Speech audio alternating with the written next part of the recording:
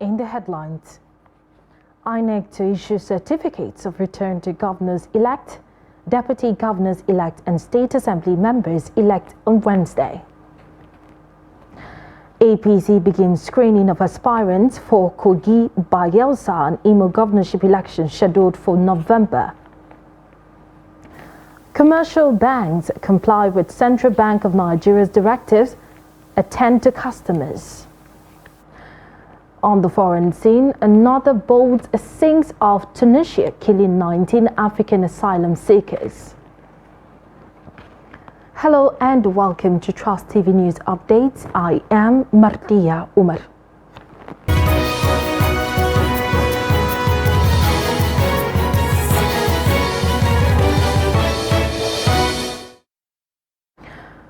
Thank you for joining us. Now the news in detail.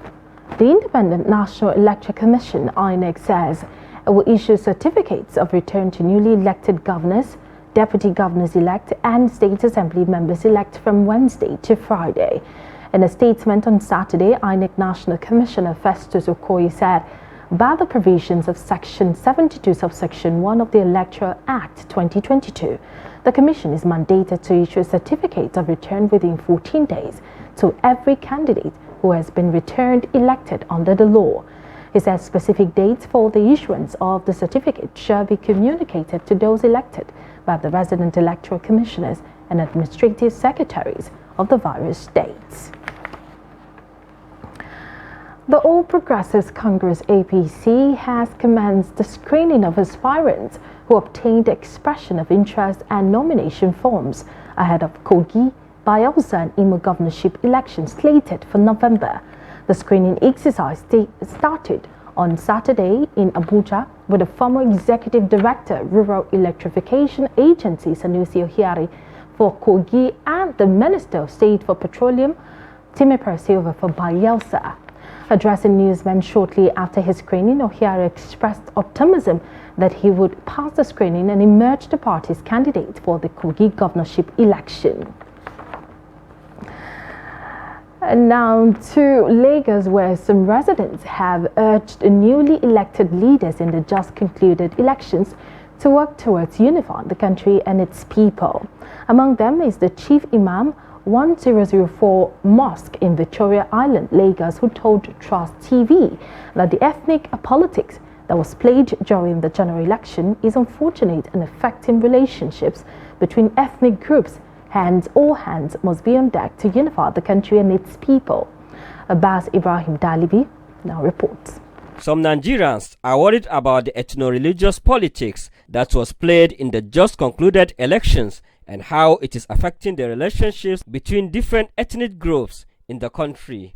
Sheikh Ibrahim Suleiman, the Chief Imam 1004, lamented the situation, urged those in power to ensure that such differences are resolved to enable Nigerians to continue to live in harmony with one another. Parties has come in the name of religion, in the name of tribalism.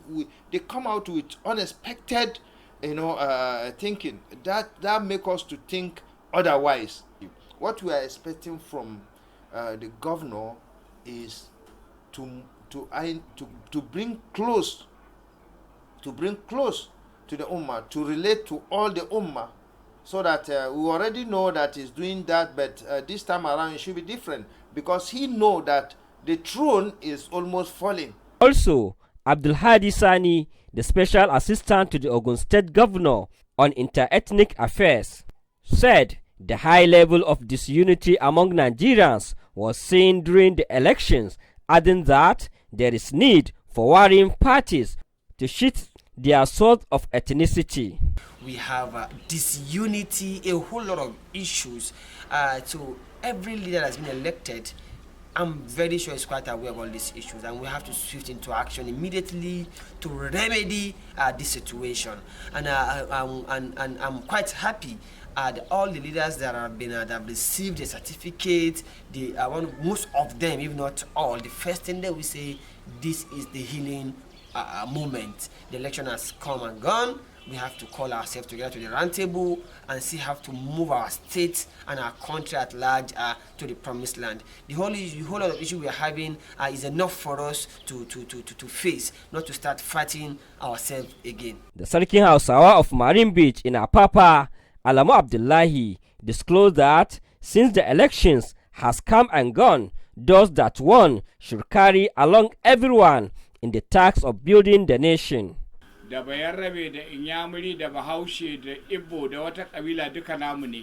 said, for them as the custodian of the people's culture and traditions, they promote peaceful coexistence among all tribes. Abbas Ibrahim Alibi, Trust TV, Lagos.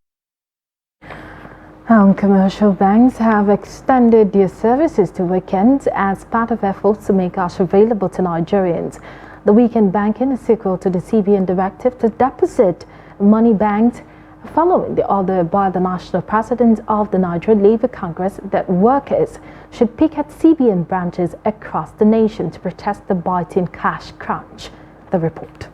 The swift response by the central bank to avert a national strike comes after the Supreme Court, holding a March 3rd judgment, restored the old notes as legal tender till December 31st. 9 days after the court ordered, the CBN kept mum while Nigerians groaned in severe shortage of cash. 10 days after, it took the presidency issuing a statement that it had no reason to disobey the order before the CBN released a statement that the bank was in sync with the order.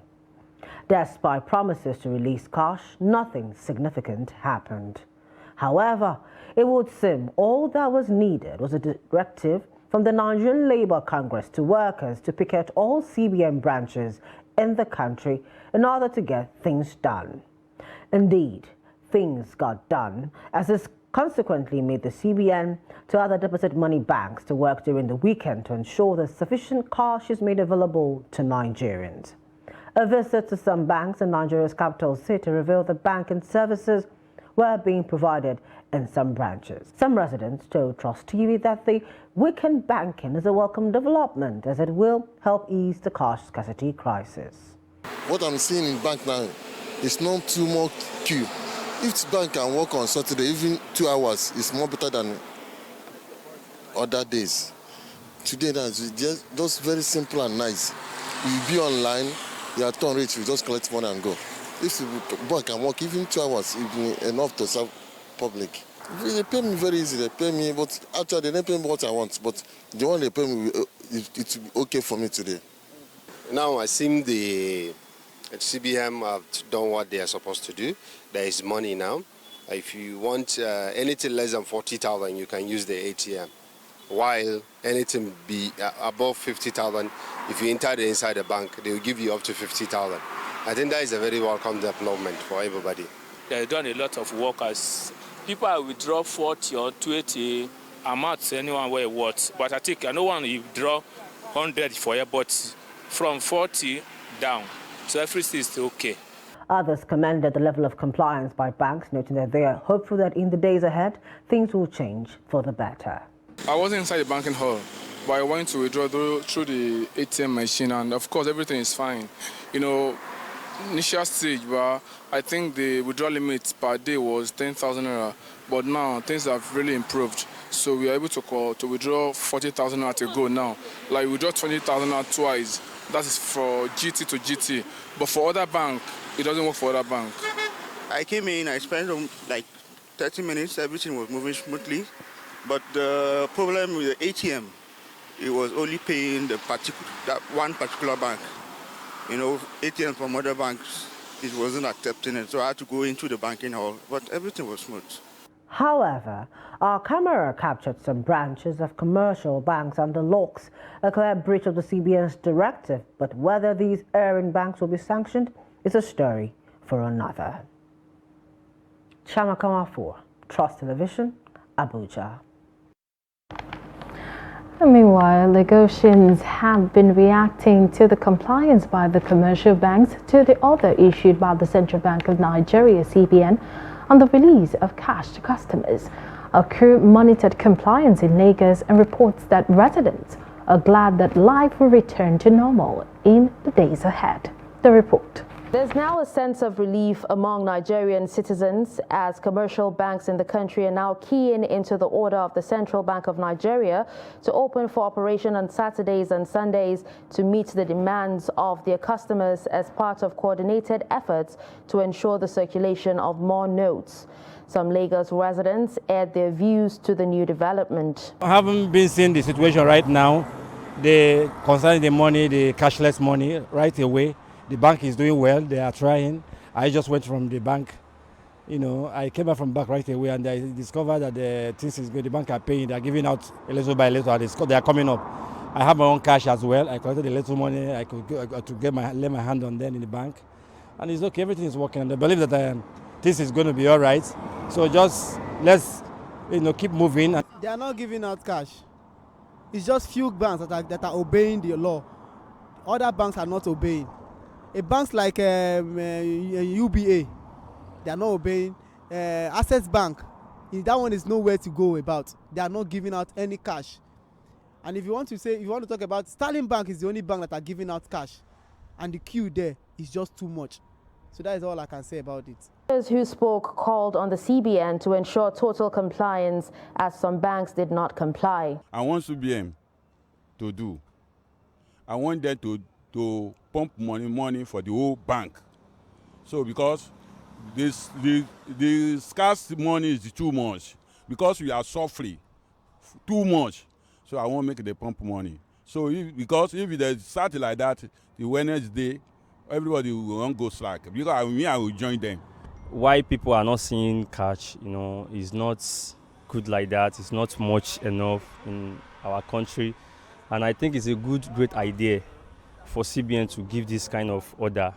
If they can do like this for some months, maybe the money will circulate, so the money will reach everybody, to go to where they wanted to go, or to do what they wanted to do, you understand? So I think it's a really good idea. Some Lagosians are, however, of the opinion that if banks continue to dispense cash to customers at the weekend, it will help ease the challenges with circulation of Naira notes in the country.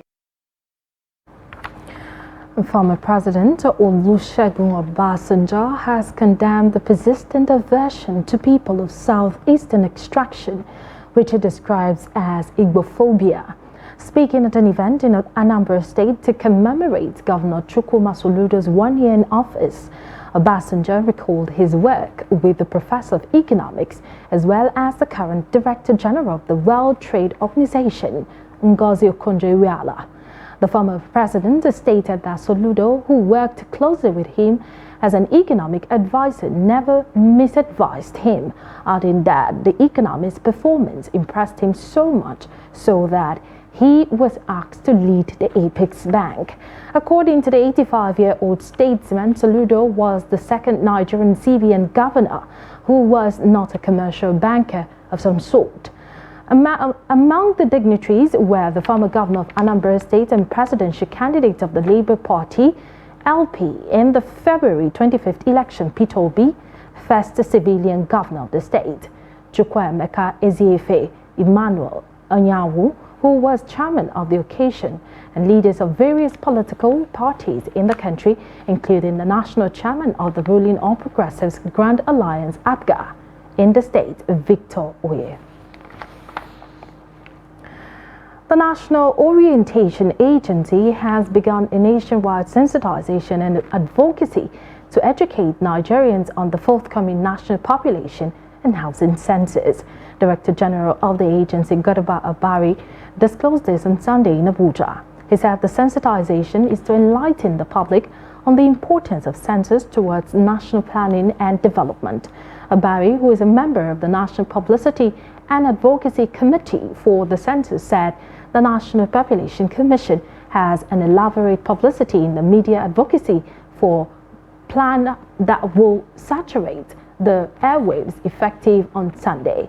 He reiterated the commitment of the National Orientation Agency in carrying out sensitization programs across every local government, especially rural areas, on the need to be captured in the exercise. no fewer than 151 helicopter monitoring officers have been deployed to various airports across the country to collect landing levy on behalf of the federal government. The new levy introduced by the federal government was aimed at assuring up revenue on one hand and improving the security of the country's airspace through effective monitoring of helicopter movement. The second batch of the HMOs was inaugurated at the Port Harcourt International Airport by the Minister of Aviation Hadi Sirika, who was represented by the Director of Human Resources of the Federal Airports Authority of Nigeria, Norris Anozie. The firm handling the levy collection as a receiver manager on behalf of the government during the inauguration of the second batch trainees of helicopter monitoring officers disclosed that 200 officers with all the necessary certifications had been trained, while 151 were deployed. The managing director of the firm, Stanley Chike, urged the federal government to enforce a no-flight permit to operators owing landing levies, saying some operators still refuse to comply despite being issued a notice. You're watching Trust TV News Update. Coming up shortly, we'll take a look at how farmers struggle amidst a naira scarcity. Details of this story and more after the break. Just stay with us.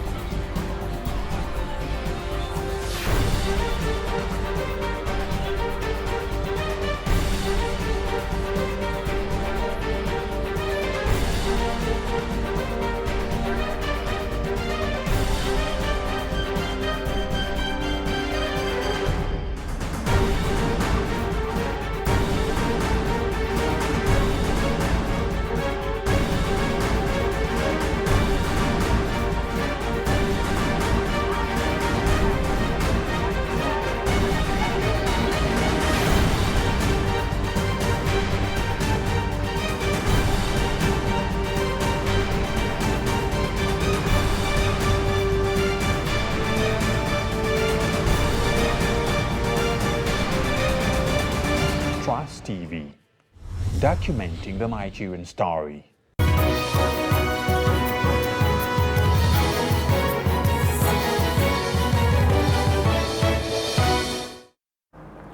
You're welcome back. If you're just joining us, this is the news update on Trust TV, a recap of our top stories.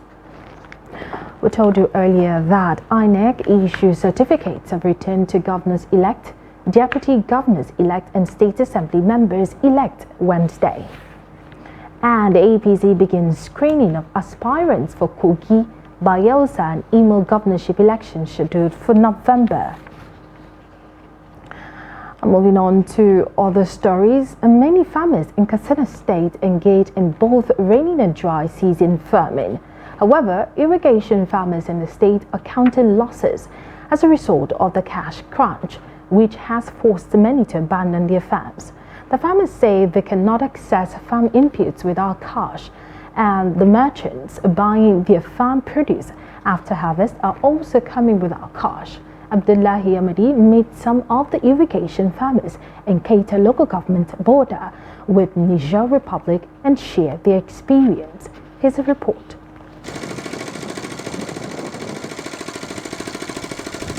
Irrigation here is done using tube wells to water farm produce, mostly onions, cabbage, pepper, garden egg, maize, and even Irish potatoes, among many others. However, the challenges these farmers are facing is unavailability of cash to buy inputs, pay laborers, fuel power generating sets to pump water to their farm produce as at when due. This, among many other factors, has forced many out of the business and directly affected the yield of those who remain in it. They say, before the cash crunch, There were over 1.5 million people engaged in various irrigation clusters in Keta local government alone. But now, one could hardly get 200,000 people in the business. You see, irrigation farming requires cash to run it. Okay, look at it from this perspective. Fertilizers, herbicides, labor, and everything is a matter of cash. This cash crunch has dwarfed every part of this business, and we are running at loss. I had to downsize the number of laborers working on my farm because they always request for cash after work, and I can't access it. You can't ask a laborer to open a bank account before you pay him. Please, we want the government to intervene with immediate effect to save this sector from total collapse. Don't forget, the contribution of irrigation in ensuring food security cannot be quantified. We also need support from the government. These farmers said at a point they had to resort to trade by barter to avoid losing their farm produce, which are mostly perishable goods. Most of the merchants who patronize their goods from Wari, Lagos, Ibadan, Benin, and Abuja had abandoned the business due to non-availability of cash.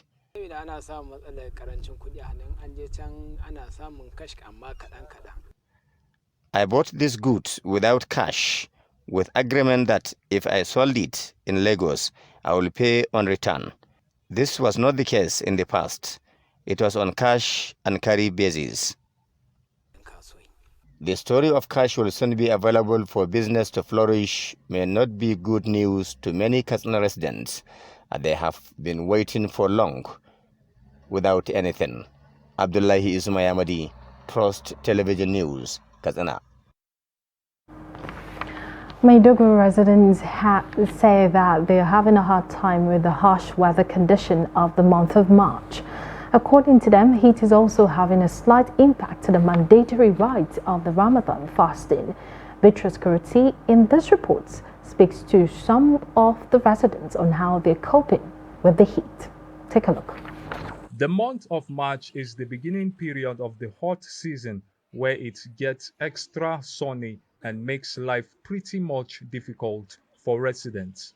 The hot weather in Maiduguri most times makes people to minimize movement around the metropolis, while many others find a shade or cool spot to avoid the heat as they observe the Ramadan fast.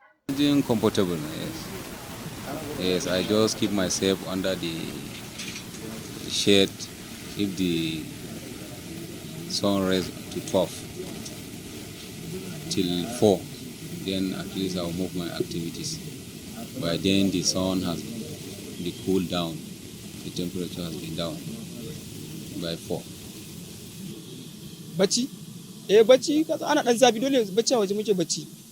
We sleep outside because of the heat, and in the daytime we pour water on the ground to make the ground cool so that we don't suffer much from our fasting.